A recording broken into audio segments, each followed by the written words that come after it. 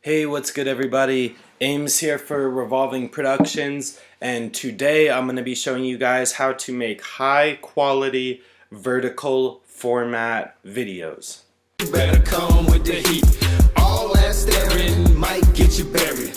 All that whispering's about to be history. No need for no discussion, cause What I usually start by doing is having the video all ready to go and saved as a file on your desktop.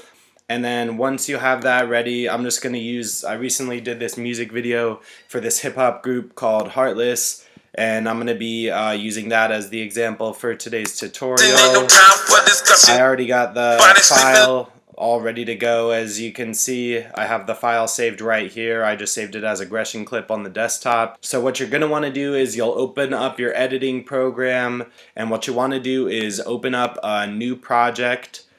And so the way that you achieve the vertical format, this is very important. The step right here is when you go to your video resolution, you'll go over here to custom, and instead of doing the traditional widescreen film 1920 by 1080 is you swap those and you make it 1080 by 1920. This will create the vertical format video as opposed to the widescreen horizontal, the traditional film look. So it's very important that you make it 1080 by 1920, and that'll give your video the vertical format. So what you're gonna want to start by doing is you take the clip that you already have and you either import it or just drag it onto your timeline. I believe that with Instagram stories, they typically are about like 15 to 20 seconds long. Since the video is saved in the right resolution, you can see right here 1080 by 1920, you're good there. So basically, it's already got it saved to go, and this is basically the center of what the post will look like. And what I like to do is incorporate information like the Instagram names, YouTube, where you can find it. What I usually like to do is take a couple still frame images that you can add to the top and the bottom.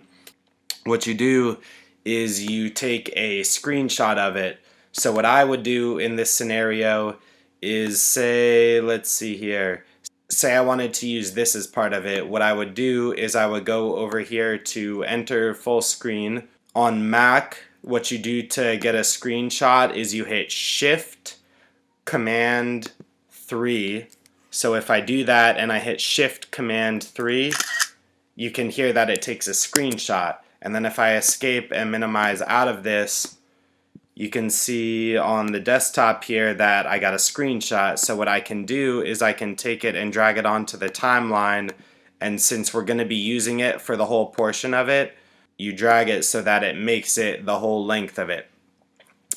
So what I would do in this case is I would select the screenshot and I'd come over here to the image, and then now that I have it selected, I would bring it right about here to the top part of it. Since it did a little crop factor on it, what I'm going to do is I take this and I stack the video clip on top of the screenshot, so then that way when I drag this down, you can see right here that that little crop won't be there.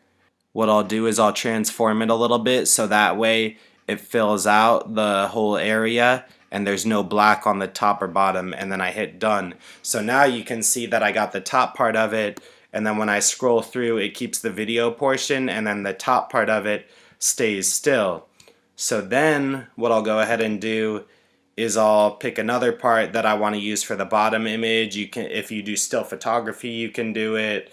You know, there's a number of different options available. So now you can see when I hit play, if I go ahead and maximize it, you can see this is kind of the basic layout of how it's going to look. The video is going on here in the middle, and then we got the still frame on the top and bottom. So once you got this, like I was saying earlier, what you do is you add a little bit of text to it to add some information. So this is where you can kind of be creative. I usually like to do is put the artist or group name and then put the text. So if we maximize this here, you can see that I put Heartless and I put Aggression.